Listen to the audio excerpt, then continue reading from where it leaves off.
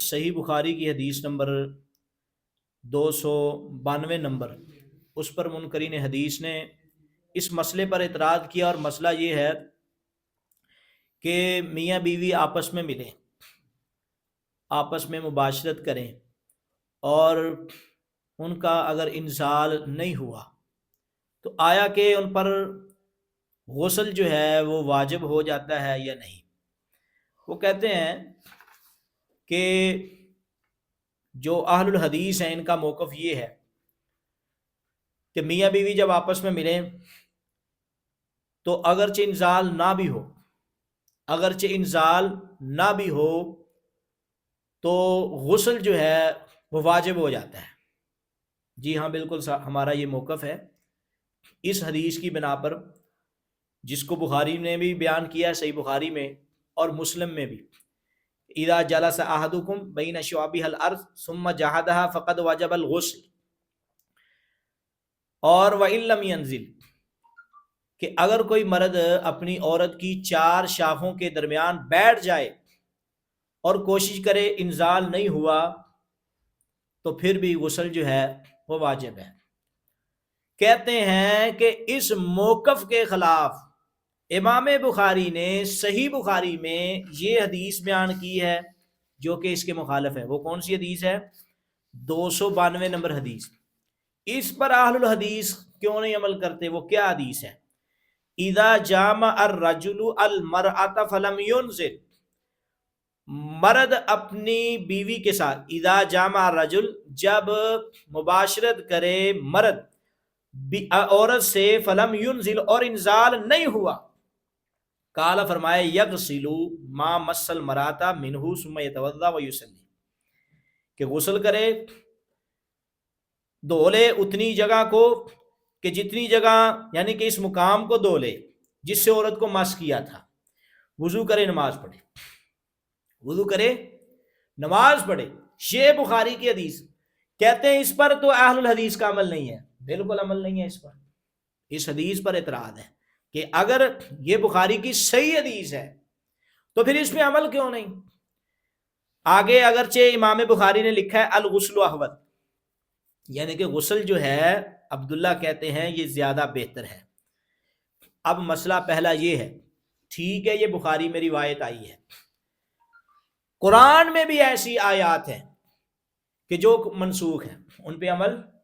نہیں ہوتا۔ اسی طرح بخاری کی یہ روایت ان روایات میں سے ہے جو منسوخ ہو چکی ہے،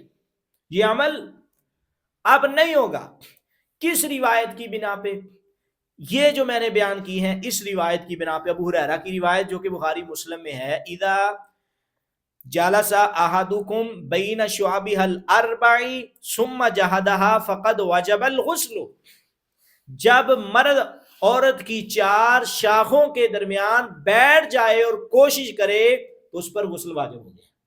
اور مسلم میں الفاظ ہے اگرچہ انزال نہیں بھی ہوا، انزال ہونا شرط نہیں ہے، تو بخاری کی اس حدیث میں کیا ہے؟ انزال ہونا شرط ہے۔ اب سمجھ میں بھی آتی ہے کہ بخاری کی یہ حدیث اپنی دوسری روایت کے مخالف ہے، یقیناً ہم اس میں تطبیق دیں گے، یا پھر پہلی بات یہ ہے کہ ہم اس کو منسوخ کہتے ہیں۔ ہم اس کو منسوخ اس لیے کہتے ہیں کہ ابی بن کعب، جو کہ سنن ابی داود کی حدیث نمبر 214 میں بیان کرتے ہیں، ابی بن کعب کہتے ہیں کہ انما کان الماء من الماء رخصۃ فی اول الاسلام ثم نہی عنہا، یعنی کہ ایک حدیث اور ہے نا، یعنی کہ اس کے ساتھ وہ ٹکڑا بھی ملا لیں، پانی پانی سے ہے، پانی پانی سے ہے، یعنی کہ اگر میاں بیوی ملے ہیں، پانی نکلا ہے، انزال ہوا ہے تو غسل ہے، انزال نہیں ہوا تو غسل نہیں ہے، یعنی کہ اس روایت کو بھی ہم ملا لیتے ہیں، اس کا حصہ ہی بنی ایک حساب سے۔ تو وہ کہتے ہیں یہ اسلام کے شروع میں تھا، بعد اس میں منع کر دیا گیا، یہ اسلام کے شروع میں تھا، میاں بیوی آپس سے ملتے تھے، انزال اگر نہیں ہوتا تھا تو پھر کیا ہوتا تھا؟ غسل بھی نہیں ہے۔ دوسری بات یہ ہے کہ وہ فتویٰ بھی میں آپ کے سامنے پڑھ کے سنانا چاہتا ہوں،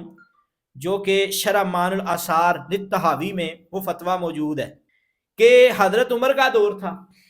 مسئلہ سامنے آ گیا،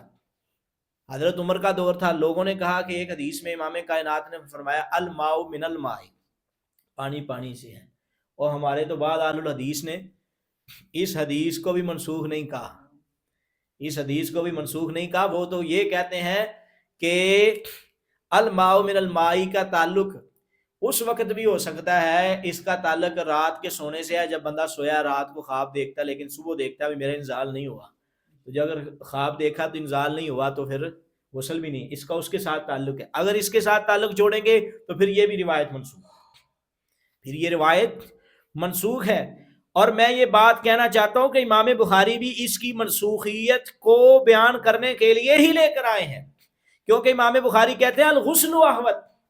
غسل احوط ہے۔ پھر امام بخاری رحمۃ اللہ علیہ نے کہا ہے انما بینا لاختلافہم، صحابہ کرام کے اختلاف کی وجہ بھی انہوں نے بیان کی ہے، اور اس کی وجہ یہ ہے کہ امام بخاری نے اذا التقى الختانان، انہوں نے یہ پیچھے اس سے پیچھے باب باندھ کے اس بات کا رد کیا ہے اور ثابت کیا ہے کہ مرد عورت کی چار شاخوں کے درمیان بیٹھ جائے تو غسل واجب ہے۔ امام بخاری تو اس کی منسوخیت بیان کرنے کے لیے لایا کہ عمل تو اس پہ ہوگا، پہلے وہ روایت بعد میں منسوخ ہونے والی روایت کو لا کر ان کا مقصد یہ ہے۔ تو میں یہ بات کرنا، حضرت عمر کا دور آ گیا،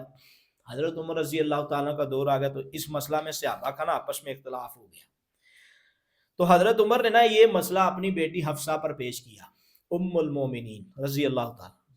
کیونکہ انہوں نے وہی بتا سکتی تھی کہ نبی علیہ الصلوۃ والسلام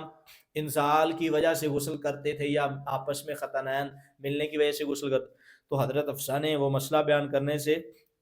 انہوں نے انکار کر دیا، مجھے نہیں اس کا علم، مجھے اس کا کسی وجہ سے انہوں نے انکار کر دیا کہ جب مرد کے ختنے عورت کے ختنوں سے تجاوز کر دیں جو غسل واجب ہوتا ہے یا نہیں۔ تو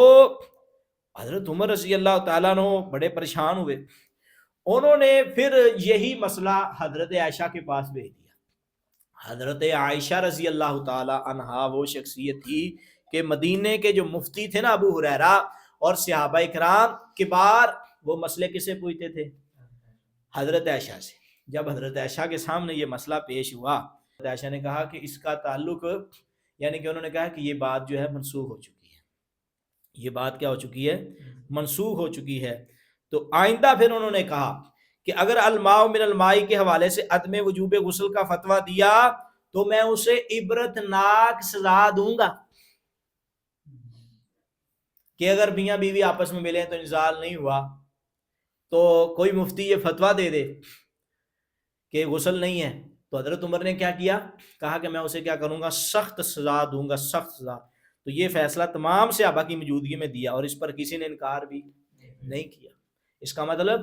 حدیث سے بھی بات ثابت ہو گئی اور صحابہ کے اجماع سے بھی بات ثابت ہوئی ہے کہ میاں بیوی آپس میں ملیں، انزال اگرچہ نہیں ہوا، دونوں شرمگاہیں جب براہ راست مل جاتی ہیں تو غسل واجب ہو جاتا ہے۔ تو کتنے دلائل سے، تو اب ہم منکرین حدیث سے کہتے ہیں پہلی بات یہ ہے الماء من الماء، اس کے ساتھ ایک تطبیق بھی ہے، دوسری بات یہ ہے کہ یہ روایت جو ہے یہ منسوخ ہے، اور امام بخاری پر اعتراض نہیں کرتا۔ امام بخاری نے تو پہلے ہی اس باب سے پچھلا باب قائم کر کے اس بات کو ختم کر دیا کہ اذا التقى الختانان، جب دو ختنے مل جائیں تو آگے حکم بیان کیا فقد وجب الغسل، تو غسل واجب ہے۔ احوط کا معنی بھی یہی ہے، الماء من الماء کی حدیث کی مطابق اس کو پھر بھی یہی چاہیے کہ غسل کرے، وہ ایسے موقف رکھنے والے کو بھی چاہیے کہ غسل کرے، کہ انہوں نے کہا کہ الغسل احوط۔ سیدہ عائشہ فرماتے ہیں کہ کان یفعل ذالک ولا یغتسل وذالک قبل فتح مکہ ثم اغتسل بعد ذالک وامر الناس بالغسل۔ صحیح ابن حبان میں ایک فتویٰ ہے حضرت عائشہ کا جو کہ جلد نمبر 3 اور صفحہ نمبر 445 میں ہے۔ یہ کس وقت منسوخ ہوا؟ فتح مکہ سے پہلے اجازت تھی شروع اسلام میں کہ اگر انزال نہیں ہوا تو غسل بھی، یہ حکم صادر کر دیا گیا، یعنی کہ یہ بات بھی موجود ہے۔ تو خلاصہ یہ نکلا میاں بیوی آپس سے ملے اور انزال ہوا یا نہیں ہوا، براہ راست ملے تو غسل جو ہے وہ واجب ہو گیا ہے۔